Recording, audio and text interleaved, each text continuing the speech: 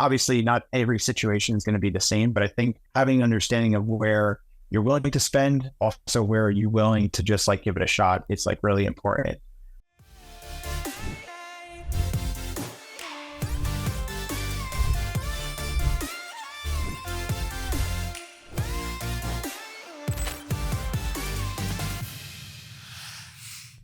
What's up, Dillon?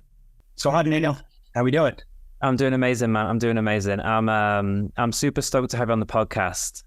Before we kind of dive in, I've actually known Dillon for, we were just saying this, since 2017, right? I think so. It might have been earlier, just from the gym days. Yeah, it might have been, yeah.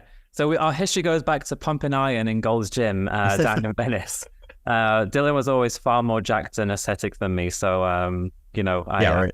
I tried to get some of his knowledge and insight. And then we came together on some kind of digital marketing opportunities and projects.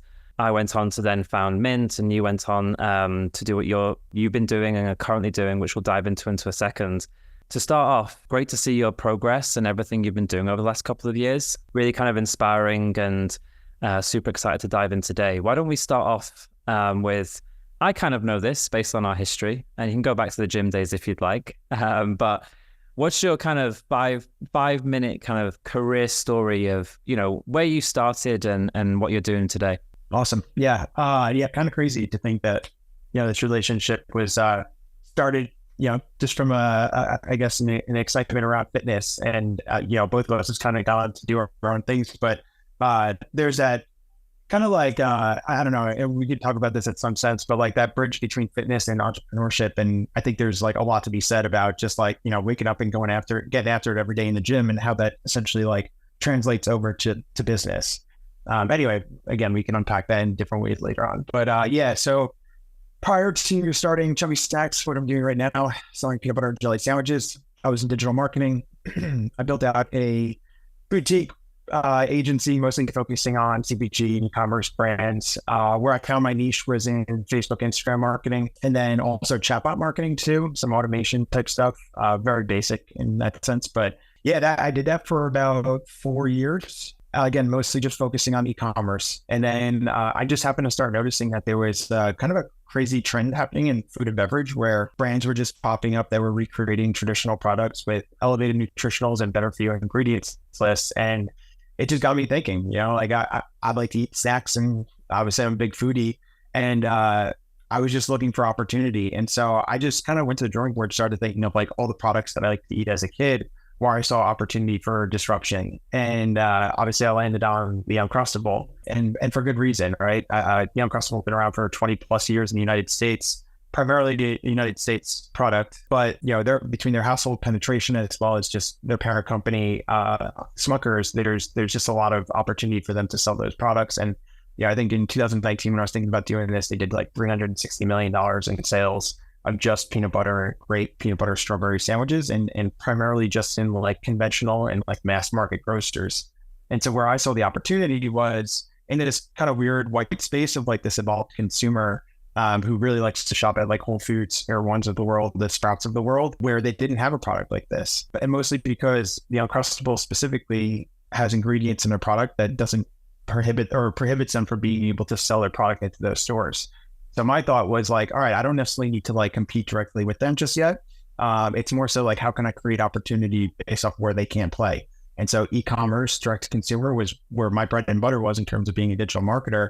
And then I figured if I could build the brand loud enough on social media, I could get the attention of a Whole Foods, a Sprouts, whatever, and launch our product there, and then start building, more of our retail brick and mortar kind of presence. So I hope that kind of answers the question a little bit, but obviously we can continue to unpack that. No, definitely. No, I appreciate that. And we'll kind of center, I think CPG within e-commerce or just brand building is kind of a beast all within itself, right? And kind of having some experience of that with the brand I'm part of, Spudsy, whereas a lot of like our agency clients are more kind of, it's not, we don't verticalize around CPG. But actually I want to double back on something you mentioned, going from a service-based business to a product-based business or product-led business. You see this time and time again, and I've been victim of this mentality a little bit myself of, I really understand marketing. I really understand e-commerce. Why am I making all these other brands so much money through my skill set why don't I just start a product? And I think vice versa, right? Like, product guys saying, well, we really understand how to scale our own brand. We could offer these services or whatever. What's been your experience of going from service-based to product-led?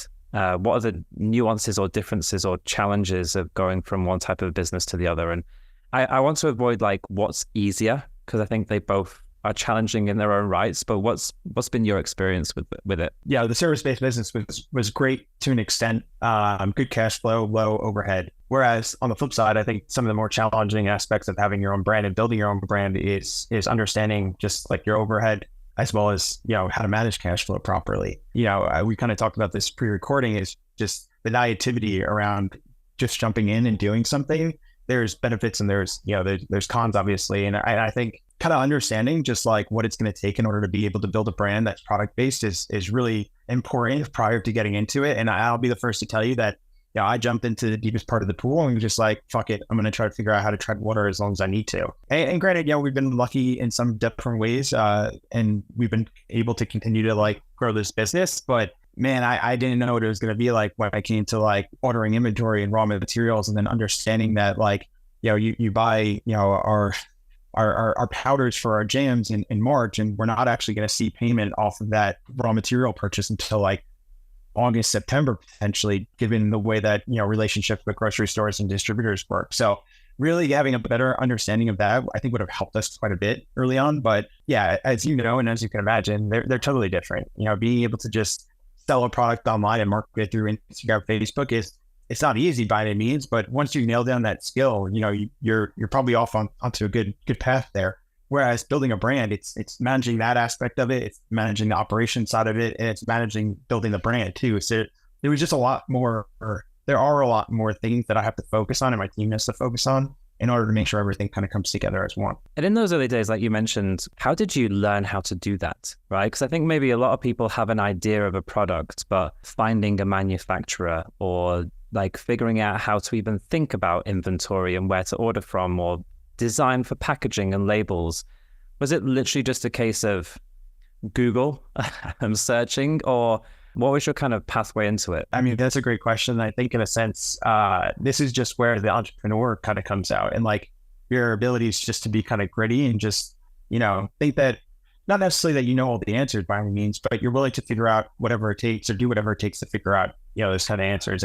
And yeah, I mean, we had zero experience in food and beverage. I never made a food product or really even like sold a food product ever. But where I just kind of saw the opportunity was just doing it ourselves and figuring out how to just graduate into those new opportunities, like co-manufacturers and, outsourcing different things. But yeah, when we first launched, I opened up a commercial kitchen in downtown Los Angeles about a month and a half prior to our launch date.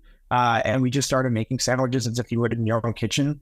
Boxed them all up, shipped them out to friends, and just saw what it would look like when they got delivered. And, I'm not gonna lie, they all look terrible. Like I didn't know what I was doing from a logistics perspective. I was shipping, refrigerated peanut butter and jelly sandwiches in, a mylar foil packaging within a shipping box with like a couple of like 12-ounce ice packs with no insulation, ground nonetheless. And you just assume that's going to show up and it's going to look great. And no, it doesn't. It rarely ever does. And so, but like doing those things forces you to continue to learn, right? And you're constantly, I think the mindset is like, focus on building the business, but get in the weeds and look internally in the business as much as you need to in order to continue to obviously make things better, but never get caught up in the weeds, right? So we would always just like dissect everything that we were doing. So like the operations in the kitchen, for instance, we laugh and call ourselves the Albert Einsteins of peanut butter and jelly sandwich making, because we tried 100 different ways on how to make these things to get the most output for our input. And I'm not gonna lie, that's 100% factual. Like we did it. We were in it all the time trying to figure out how to make more sandwiches. And we could crack the code here and there. Crack the code well enough to where we then were able to, essentially like 5x our production overnight. And I was able to take that model, package it up into a PowerPoint, and then go to all these different manufacturers around the country that did anything from like frozen pizzas to empanadas, anything frozen related, and pretty much ask them to, manufacture our products.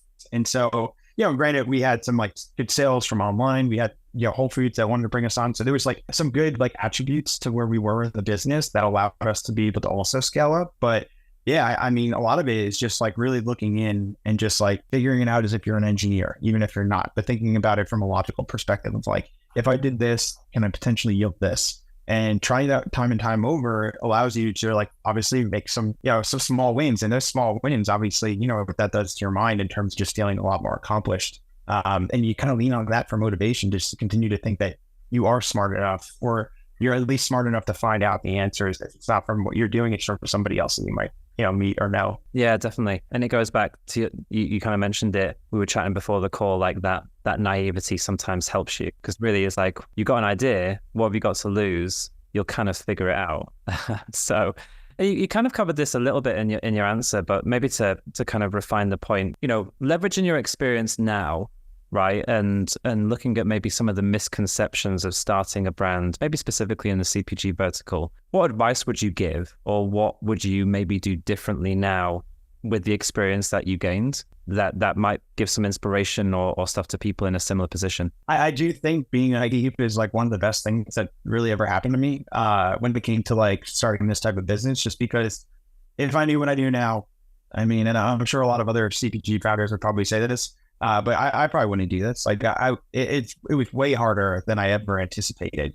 But kind of staying steadfast in those moments, and kind of relying on like the people I had around me, my abilities to problem solve, my abilities to like essentially stay self-motivated, I think were a lot of the contributing factors as to like how we continue to figure out how to tread water. And I'll continue to lean on tread water as like kind of my North Star in a sense, just because it kind of comes back to that whole the fitness thing and the relatability of it. It's just to be physically capable as well as mentally capable to go up against some of the hardest things that you will never anticipate or imagine is really difficult. And to be able to make strong decisions and imperfect decisions in those moments is absolutely crucial.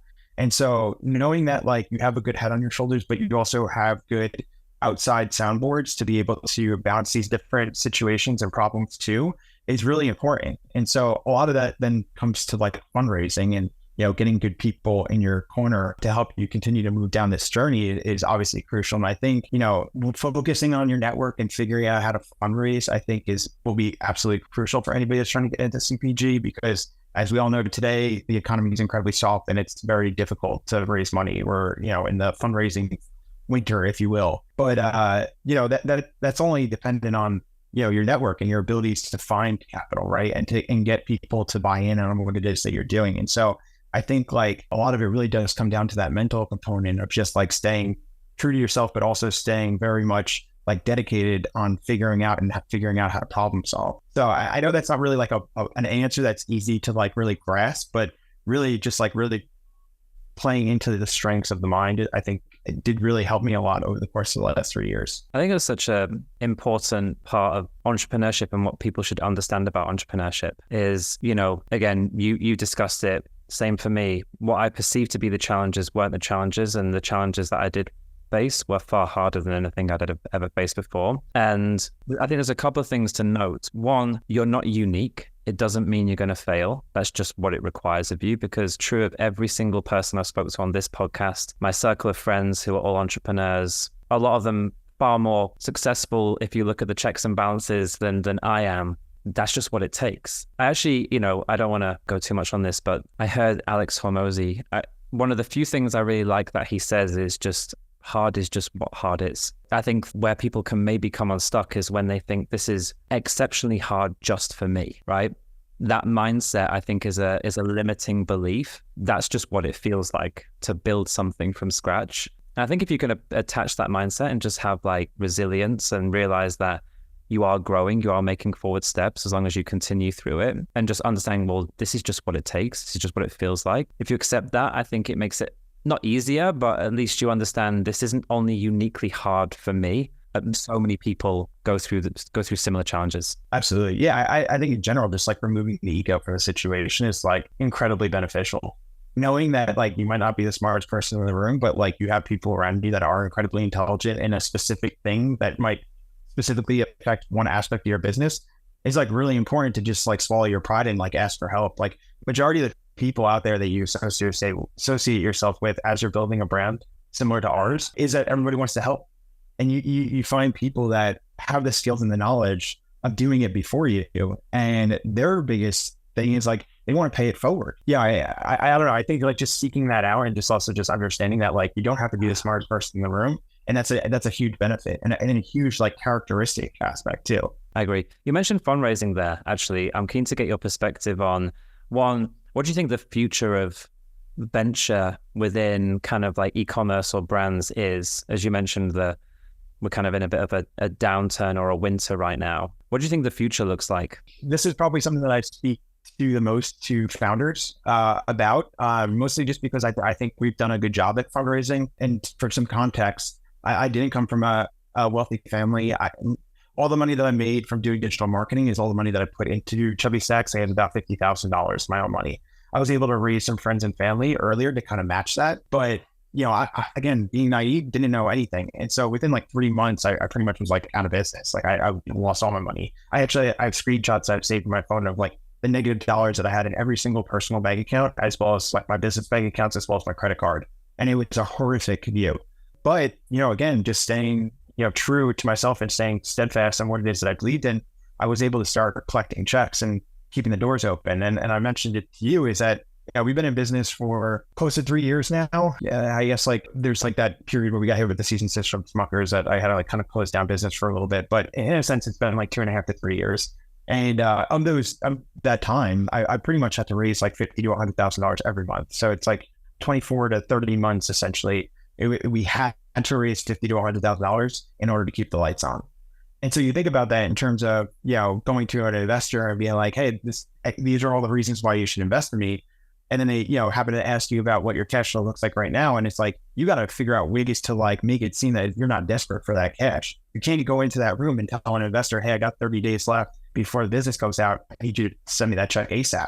Like that ain't going to fly. So navigating those conversations and going into these conversations, knowing what you have, either be a brand that has a lot of hype around it, really good operations, a mixture of both, because obviously that's incredibly important, but also having the confidence and knowing that like, hey, it doesn't matter what the situation is, either it be, I need to raise money or we need to figure out how to build a machine. I'm going to figure it out and I'm going to figure out ways to figure it out or utilize my network to figure it out. And I think having all those things kind of come together and still walking into a room, you know, with the confidence and the vision and the character to get somebody to invest in you, all while now your back's up against the wall. If you don't, get that check, like business is over. It's hard to really explain. I mean, it's one of the most powerful feelings, but it's also one of the most scariest feelings because you're desperate and you can't show desperate. So how do you showcase yourself in a light in which somebody's like, fuck, I can't wait to invest in that guy, you know? And I think, I don't know if it's a skill to be learned or what, but I think we've done I've weirdly done a good job at being able to like showcase that. By no means are we going out of business, but you know what I mean? Where it's just like,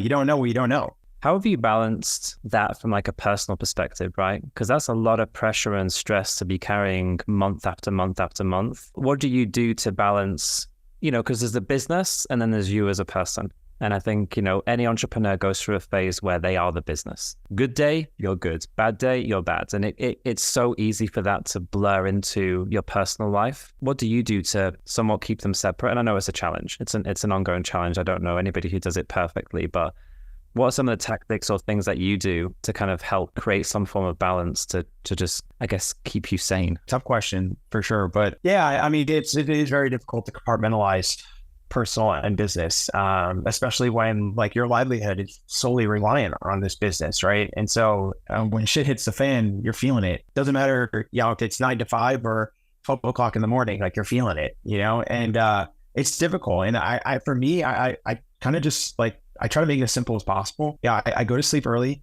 I'm in bed usually 9:30 to 10 every night, Sunday through Thursday at least. And I sleep till probably about like 5:30, 5:45 in the morning. I try my best to get to a workout in the morning, which I typically do. And then I start my day. But then at night, what I always eat, I try to eat clean during the week. My thoughts are, if I'm going to eat 20 times a week, 20 meals, 17 to 18 of them are going to be quote unquote clean, right? And then I allow myself to kind of deviate from there on the weekends and stuff. And then some mobility, like stretching at night. That's one of my main focuses at night before I go to bed, because I feel it decompresses me a little bit, allows me to sleep better. And I think it all then revolves around my sleep patterns. And even with stress, I think I've done a really good job at like really managing my sleep levels and my quality of sleep. But those are all things that are in your control, right? I think at the end of the day too, it does just come down to like focusing on the things you can control and trying to avoid losing energy on the things you can. It's way harder said than done, or done than said. But I think that's like where I really try to keep my mindset. It's just like focusing on the things I can control. And again, it's not easy by any means, but that at least allows me to get a little bit more, I guess, peace of mind. It's such a really good answer, and it's the same thing. It's interesting, right? And you will have seen the kind of this thing around morning routine. And maybe I'm being a little bit focused here, but there's people who really lean into it. There's people who are like, you don't need to cold plunge at 4 a.m. to run a successful business. And I agree with both. You don't need to. But I think one of the things that, to your point, you said a really good thing there. It's the things you can control. And I think why do so many entrepreneurs or, people pursuing something lean into some of those things? Like it's that daily structure of the things you can control, because in the business world that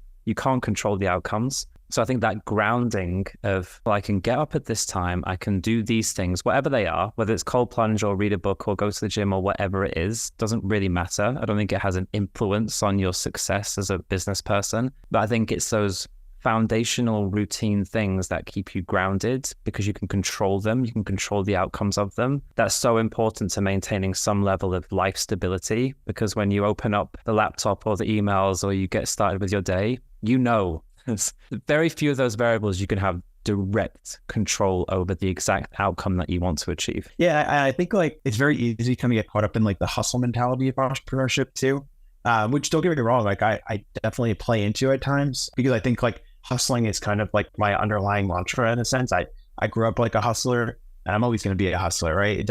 We said it's like, regardless of what happens after Chubby or after me, like you're going to be working on something. You're trying to essentially prove to yourself in some shape or form. But I think at the same time, like not getting lost in that is also really important too. Like I'm not going to feel accomplished if I come here to my office and I work from 7 o'clock in the morning till 7 o'clock at night sitting behind my computer. Like that's not going to make me feel accomplished, because realistically, I'm not going to be productive that entire time. So like also feel like comfortable with knowing that I don't always have to be on my computer, and I can break up my day in different ways to where I could have some enjoyment in the middle of the day if I really wanted to, knowing that I have the mindset to get back to work, knowing that I need to knock something out before the end of the day.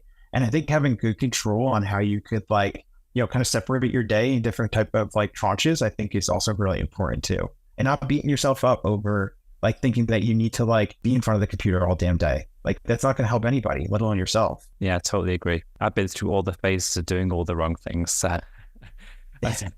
Most of us have, honestly, right? It's easy to get kind of caught up in it. It is. In the early days of Mint, I remember going in on weekends and there wasn't much to do, if I'm honest with you. But I felt compelled to go in and be there in front of my laptop because I was like, well, I should. Because how dare I take time away from this? Maybe some of it was valuable, but I question a lot of it. On the flip side, I think it's also like you can't look at maybe people who have accomplished, maybe they're further down the journey than you. What they had to do to get there is very different to what they're doing now. And I think it just requires self-awareness, At the end of the day, what do you want to achieve? And if your inputs are matching your expectations of what you want to get out of it, you're in balance. And if they're not, they're not. And also just understanding that it's kind of is a roller coaster, right? Like things could be in balance from one side of it, but not be balanced on the other. And it doesn't necessarily mean you're doing something wrong either. Everything goes through ebbs and flows. And I think like understanding that like the entrepreneurial journey is a perpetual roller coaster ride is very important, because for instance, for us, right? Like we're a healthy snack. We happen to be in the heart of holiday season. My expectations are to, beat last year's positioning from a sales perspective and or last month's, but also understanding that we're in the slowest time of the year for us. So my expectations have to change based off of that. My inputs are not going to reflect my outputs like they did in October or September when back to school was our best time of the year, right? And so I think understanding that there's ebbs and flows and that there's this perpetual roller coaster ride is very important too. Because you won't beat yourself up over, not seeing some of the expectations that you might have, said that weren't necessarily in line with just seasonality. Yeah, totally agree. So, Dillon, after initial meet at Venice Gym, we obviously got connected more around digital marketing, right? So, being a digital marketer and understanding that ecosystem probably gave you somewhat of a competitive edge when starting the brand from that perspective. Obviously, the product side was new to you. What have been kind of your guiding philosophies to marketing for the brand? And what's been the evolution of your marketing efforts to support growth? Specifically with CPG, it's interesting because, you know, there's a retail online component. I don't think you're on Amazon yet, from what I could see, but that adds another level of complexity. But from your digital marketing mindset and experience, like, how has that played a role? What have been some of the key things you've done? And just what's been your guiding philosophy? Well, I'll say is like, we're kind of unique in the sense that our product is very difficult to manufacture, especially at scale. So I've always been throttled from what I could do digitally because of our inabilities to be able to produce enough product.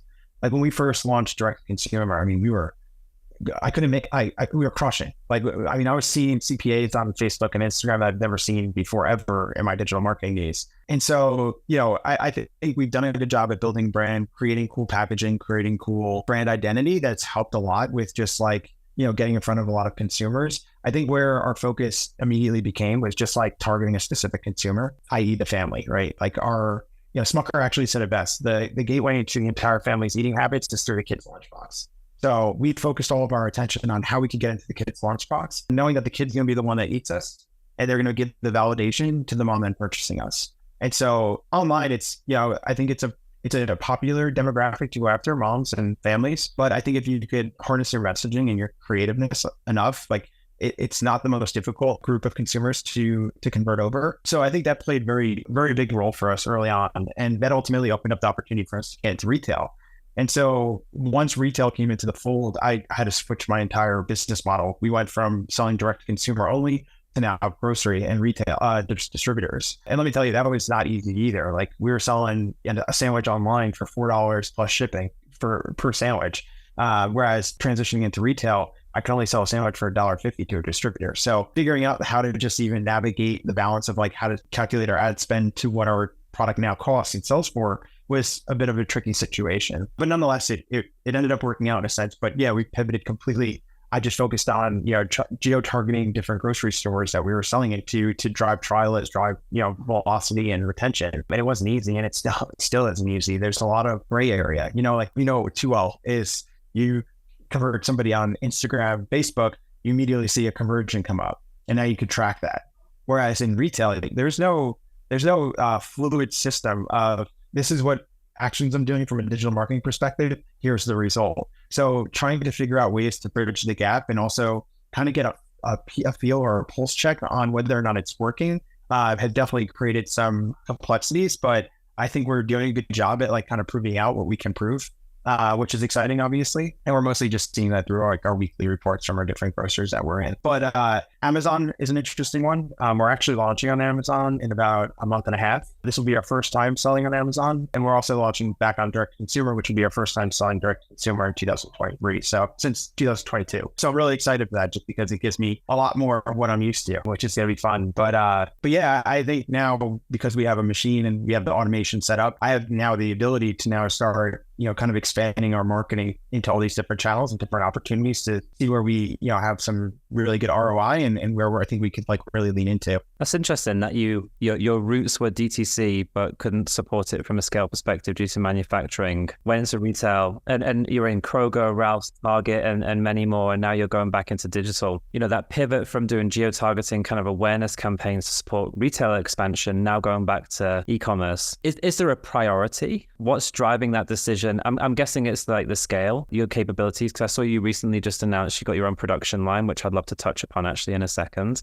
How are you going to balance that? And, you know, what's the marketing focal point, or is there one, when you will ultimately have Amazon, physical store locations, and an e-commerce site? The priority will always be retail. But what we do on digital, as well as anything we do from a marketing perspective, is just to reinforce everything that we're doing in retail. I mean, you know, again, kind of looking at Uncrustables and Smucker, they're kind of like the pioneers in the space for me, because they've proven that you can have a very successful business just going to retail. And so I think for us, like, why recreate the wheel if we don't necessarily need to, and where we see, all the dots connect to retail. And so anything we do on retail and direct to consumer is really just to reinforce everything that we're doing in retail. And that's in food service, that's in marketing activations. My goal is really just like continuing to dive deep into where we have the biggest penetration of retail with opportunities that reinforce it.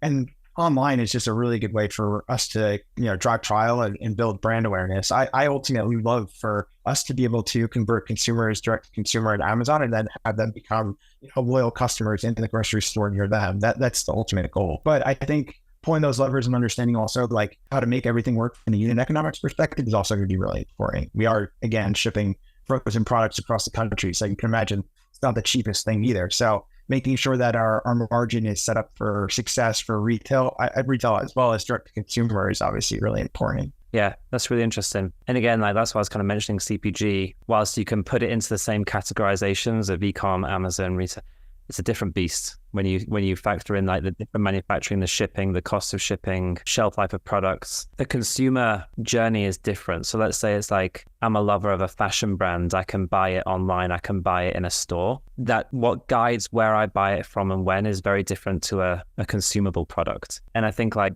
one of the challenges from a marketing standpoint is always, well, what's the priority and how do I hold my dollars accountable to that priority? Because especially in the early days, there isn't a priority because you're still figuring out what's working. When you lose some level of scale, I think it becomes a little bit easier because you can see the ROI kind of starting to have an impact. How does that inform kind of like how you set up your marketing teams? I don't know if you work with agencies or anything, but is that more kind of traditional brand marketing, just get the brand out there, versus more of an e-commerce funnel, because it's really just about awareness and we have these different places for you to purchase from, versus I'm trying to drive every action to a CAC or MER or blended ROAS on my Shopify store? It's difficult to balance for sure. Like for us, I definitely outsource agencies first before I bring on a full-time employee. And a lot of it, I think, is not necessarily just unique to our product, but unique to CPG, especially, that's not cheap, right? Like it cost me a lot of money, or it did prior to our machine going live, to manufacture a single sandwich.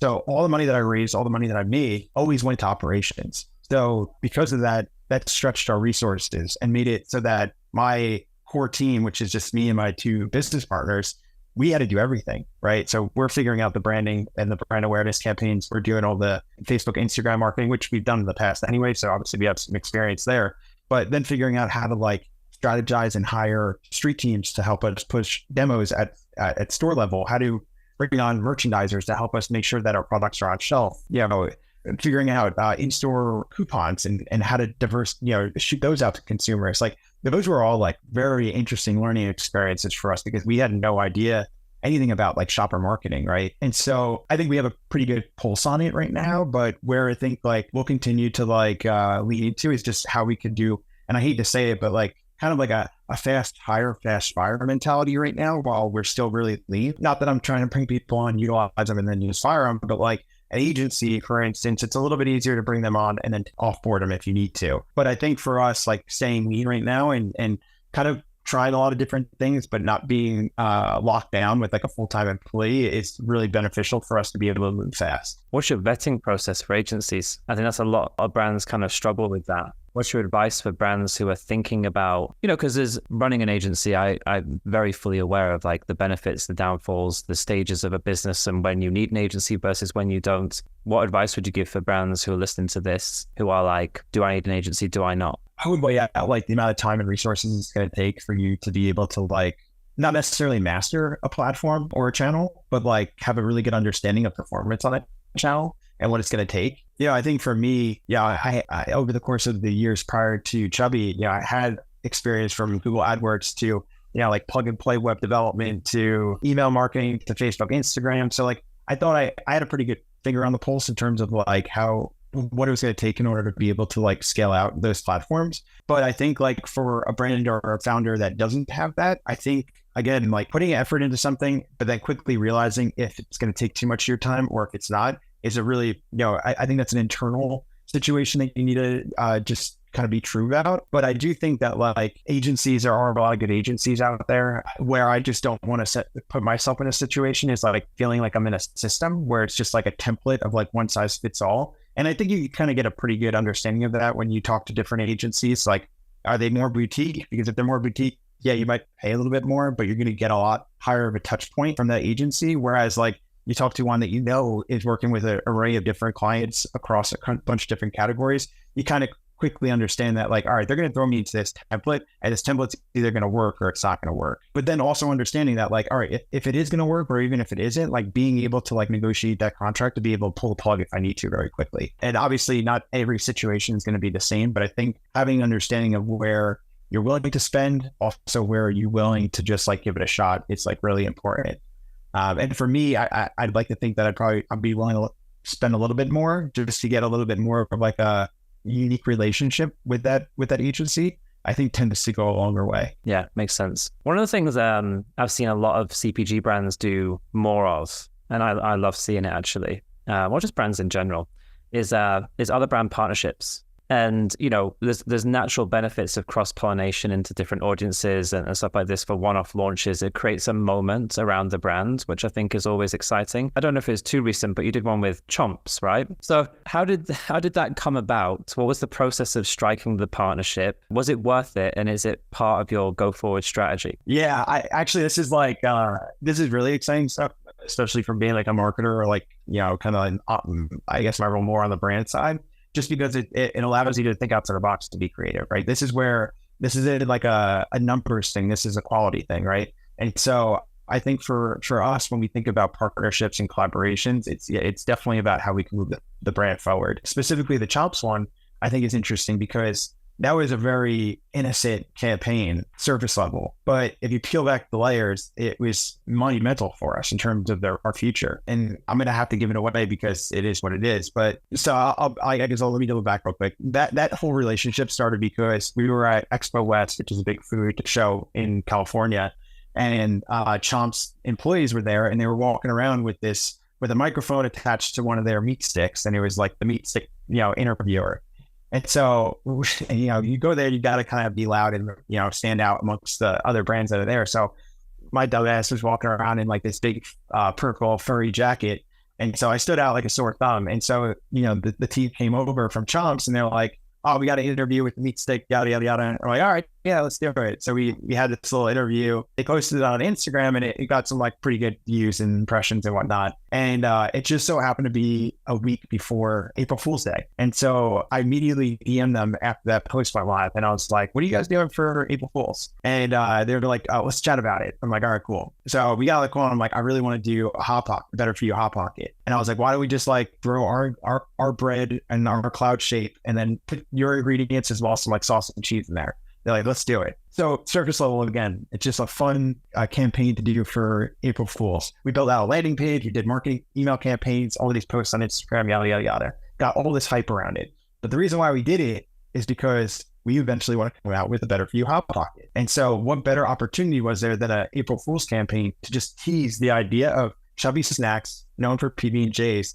to go vocal about potentially jumping into a new category and seeing if our audience, if our consumers are here for Chubby Snacks to make that type of horizontal transition eventually. And yeah, I mean, the results were overwhelming to say the least. I mean, the amount of hate mail that we got from people because they were pissed off that we were actually not launching this product. And I was like, holy shit, like, dude, this is groundbreaking for us because again, I'm fully in on PB&Js. I don't know when the hell we potentially could come out with Hot Pocket, Better For You Hot Pocket, even if we did. But that opened my eyes to see that our consumers are essentially giving us permission to do things that are outside of PB&Js.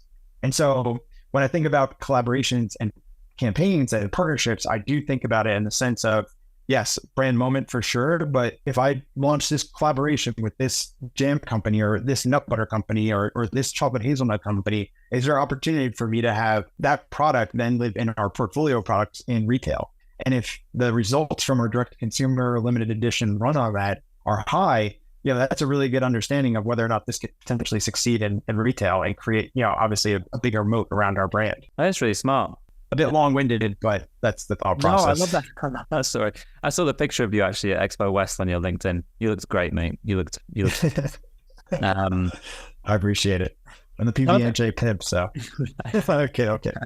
If you need any supporting characters next year, just let me know. I'll suit up for you. I'll buy the flag. All right. I might have to hold you to that. What I like a lot about that is something I say a lot about brands or to brands is like, you know, and I think like younger marketers are more familiar with this, but I think there's a mindset where, I mean, backtrack, not too long ago, the consumer was somebody who you didn't really know a lot about, and there wasn't an easy way of communicating with them. And it almost felt like, well, we're the brand, you're the consumer. Do you see what I mean? There was like some level of segregation between the two. And it's like through social media and, I think like just more of a desire and realization that you can get a very immediate direct feedback loop into almost anything you're doing, thinking, wanting to do or trying, if you just open yourself up as a brand to doing that. And I think like, you do it, you just mentioned a really great example of it. And I think like more brands probably should lean into that willingness to just communicate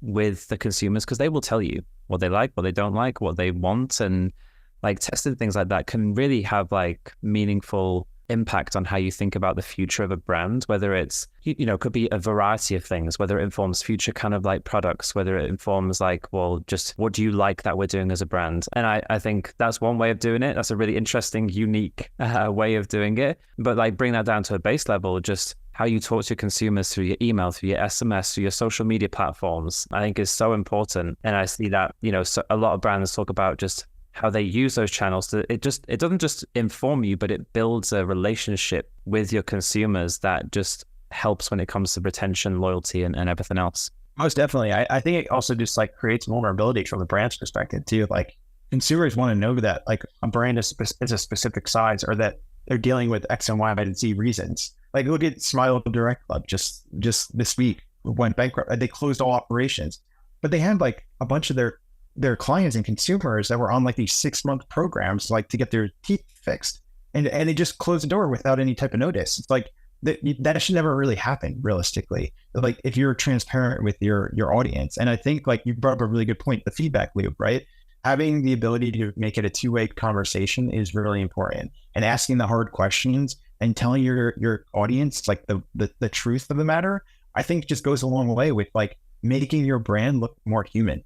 And and there was one instance for us where, we'd be our Brett, my business partner, he runs our customer service too. And so I think like brands always respond incredibly well when they see co-founder in the signature line. And that's something that we never really thought about.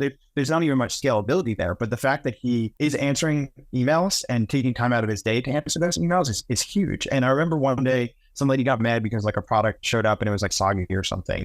And, we always do money back guarantee, no problem. We'll give you back your money. But the fact that she thought that our company was like this massive company, like of like, maybe anywhere from like 100 employees on. And when she found out that there was only 3 of us, her reaction and her mood immediately changed, where it's like, oh my God, like she actually offered for us not to even refund her. And we're like, no, like we're going to refund you. There's no problem there. But the fact that there was a compassion associated with her response after finding out that we're still a small team was just like an eye-opening experience. And that was a very clear indication that if you create a relationship with your customers, like there's a really good chance that they're going to continue to be loyal with you, even when, things kind of hit the fan, and I think that's like super powerful. 100% agree. I think that's a great point for any brand, especially younger brands, right, who rely on that even more than maybe the bigger brands. Totally. And then just to kind of follow up on that real quick, when we first launched, we launched in a farmer's market in addition to online. And I would go to this farmer's market every Saturday morning with Brett and John sometimes. And we would, just go there, we'd sell our sandwiches. And like, every week, same people would walk by. Some people would come and buy them. And then sometimes they don't come back the next weekend or the weekend after to buy. And it's like, I guess they didn't really like it. But then we would just, force ourselves to do the hard things. And we'd see that person who bought the first time, but then didn't buy again. And we'd be like, hey man, like just tell us all the bad things that you didn't like about the product. Like, why didn't you buy again? And you just have to like kind of take those, those critiques to the face and just accept it and just make changes and reiterate and then relaunch. But you're only going to find any of those things out is if you include the consumer. And at the end of the day, all it's going to do is make you and your brand even better. Dillon, I thought we could chat for ages, but I've got two closing questions for you. I'd frame the question as has there, but I'll say what was. What was the time, across your journey of building a brand where you just thought everything was all over? And how did you overcome that? I vividly remember a time when my dad came to visit, and I was out of money. And I remember just crying. Joe, I never cried about the business at that point. And I just couldn't help myself, because the weight of stress and pressure being that early on in the business and not knowing how to handle that was so difficult. And I felt bad, because my dad, he was a blue collar worker growing up. Like he worked at a power plant my entire life. So he didn't know anything about entrepreneurship. He's never dealt with any of these type of stresses or pressures, and he didn't really have any answer for me. But just his willingness to let me vent and just talk these things out was, I needed that more than anything. And I didn't realize I needed that. And so what I'll say is I think there's always going to be difficult times, but how you allow yourself to be vulnerable and talk about these things, even if you don't really have somebody to talk to about it, is really important in terms of just staying even keel. Being a founder and entrepreneur is incredibly lonely. There's no other way to explain it. And honestly, it could get me choked up just thinking about some of those situations. But I don't know, having the willingness to just be vulnerable and just accept the fact that it's fucking hard. But if you have the abilities and the willpower to continue to push forward, there's ways to find resolve in some difficult situations. And I know it's not really a black or white answer, but I think just being very in touch with your feelings and your emotions, and not bottling shit up is really important. I love that. That's really powerful. I appreciate you sharing that as well.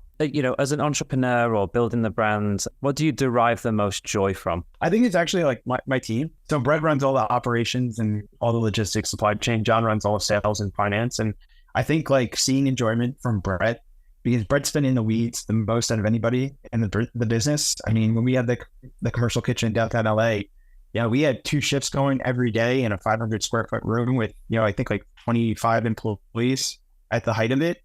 And he had to manage all of them. He kind of had all the shits, he was dealing with all the shitty stuff.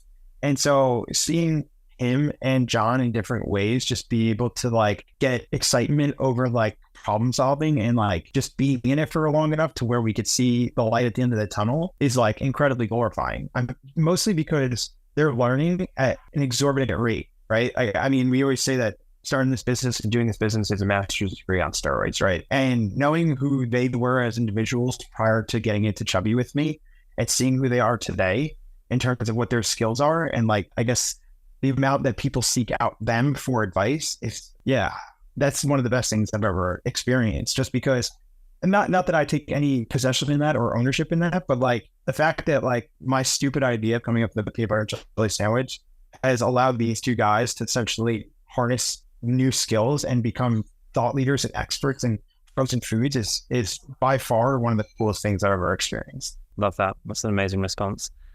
Dillon, congrats on everything you've built with Chubby. Again, I know the future. I know you have big aspirations for the brand, and I'm sure you continue, especially with the mindset, right, that I've always known you to have from my kind of interactions with you, and you've kind of spoke about it a bit today. So congrats on everything you're building, everything you've built. Really appreciate you making time to come on to the podcast and kind of talk through it. Do you have anything else you want to say to close? Well, one, I want to thank you for the platform as well. I think it's very rewarding to be able to talk about these things in an open format like this. I think a lot of entrepreneurship gets kind of misconstrued as this whole beautiful, cool kind of thing, and at the end of the day, it's not. It actually truly sucks. But I think there's ways to look internal and find reasons to be incredibly excited about whatever it is that you're doing. And I think a lot of it comes down to problem solving.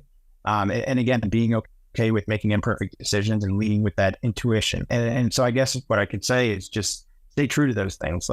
If your gut is telling you one thing, 9 times out of 10, it's probably accurate. And then, knowing that trusting yourself is going to lead to potentially good things within the business is, it's something that you can build on. And so really lean into the intuition and that ability to make imperfect decisions that there's a good chance there's a really good response to that or result in it is incredibly powerful and way more powerful than I ever imagined. So I hope that in some shape or form that has come across to anybody that is listening, that I think that it's never going to be linear. It's always going to be that perpetual roller coaster ride. But holding on for dear life and going along with the ride is actually a lot of fun, even though it does, kind of suck at times. 100% aligned. And I think it's really good of you to come on and kind of have that, willingness to be vulnerable and super transparent about the journey. Because I think, we all love celebrating other people's successes, but the things that it requires to get to those levels is exactly as you kind of outlined. So, Dillon, once 100%. again, thank you so much, mate. Really appreciate your time. Looking forward to diving into my Chubby Snacks as well when they arrive. There we go. Yeah, exactly. I don't have a lunchbox, but you're about to being a consumer. You have a daughter though. I will. Awesome. Thanks so much, mate. Thank you, Daniel.